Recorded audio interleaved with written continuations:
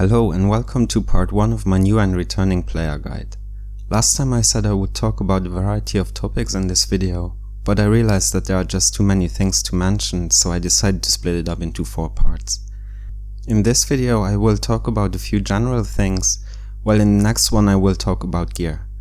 This is followed by a video about Apex skills, skill advancement, EP and cards. The last video of this series will be about pets and companions.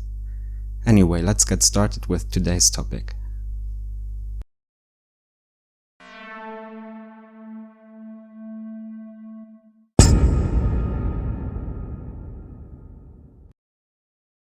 First, I would like to mention that the maximum level a character can reach has been raised to level 70. At the time of recording, you need to be at least level 68 to run any of the dungeons that will drop useful endgame materials, but I would assume that in the future endgame will start at level 70 only.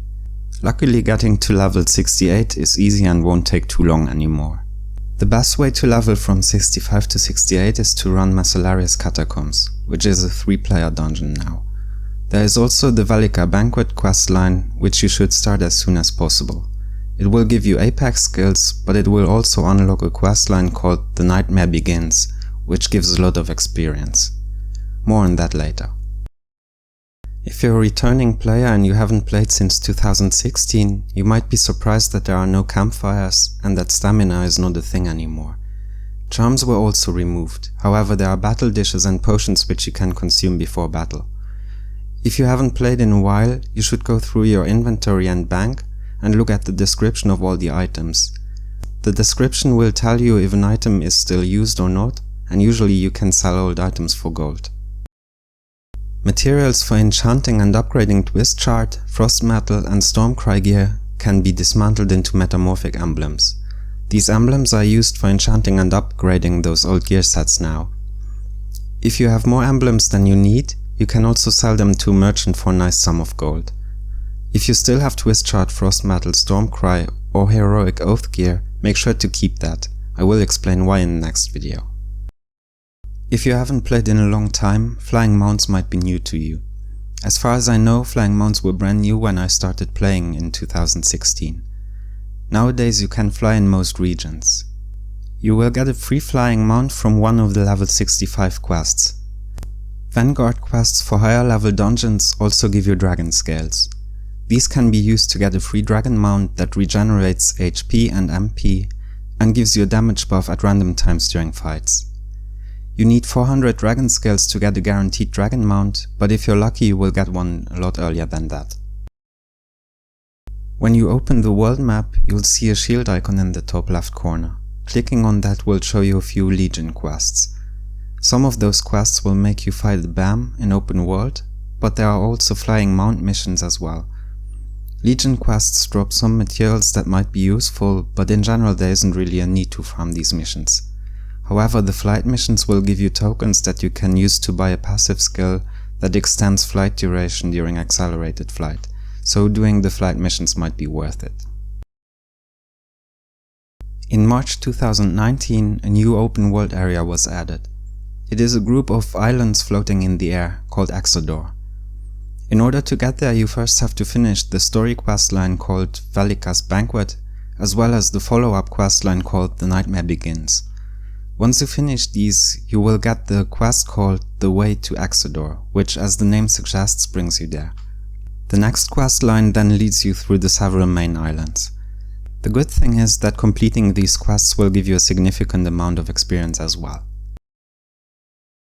There are also smaller islands all over Exodor, which you can only get to after you completed the story quests. In order to get there, you'll need the Azad Force buff, which lets you use those teleporters that you can find all over Exodor. If you have the buff, you can also use your flying mount to get there. Without Azad Force, your mounts cannot fly on Exodor at all.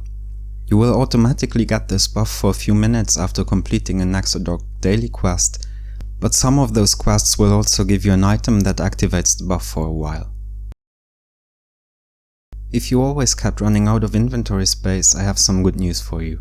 The inventory space can be increased by adding pockets. You will get a story quest called Getty's Invention once you reach a certain level. This will activate one pocket tab and will give you 2 rows of pockets for free. To open your pockets, you need to click the button at the top left of your inventory. Finally, let's talk about fishing and cooking. There are several lakes in the game that are fishing grounds now. You can get your first fishing rod from the Fishing Association story quest, which starts in Highwatch. Once you have 10 fishing tokens, you can buy a better rod at the angler token vendor. The fishing rod you buy can be upgraded the same way you can upgrade jewelry. You also need bait, which you can either craft or buy. There are fish ranging from grade 0 to grade 10, and there are also big ass fish which are harder to catch. Your fishing rod will allow you to catch 3 different grades of fish depending on its level. Any rod also has a chance to hook a big ass fish. Each fish species will give you an achievement the first time you catch them. You can let your character fish while you're AFK, but you won't get any big ass fish in that case. You can sell up to 30 fish per day to the fishmonger at an increased price, or you can dismantle them and use the fish fillet for cooking, which is a new crafting skill. Cooking allows you to make the battle dishes I mentioned earlier. You can also use the fish fillets to make crates and sell those for more gold. Fish expire after 2 days, and fishmongers don't accept all types of fish every day. If you plan on catching fish to sell to a fishmonger, you should first check which ones they accept on that day. The item description in the fishmonger menu will tell you where you can catch those fish. Fish fillets don't expire though. There are also fishing grounds on some of the smaller islands on Exodor, but you need a different type of bait to fish here. Dismantling those fish will also give you a different type of fish fillet, and you need different recipes if you want to use those fillets to make battle dishes.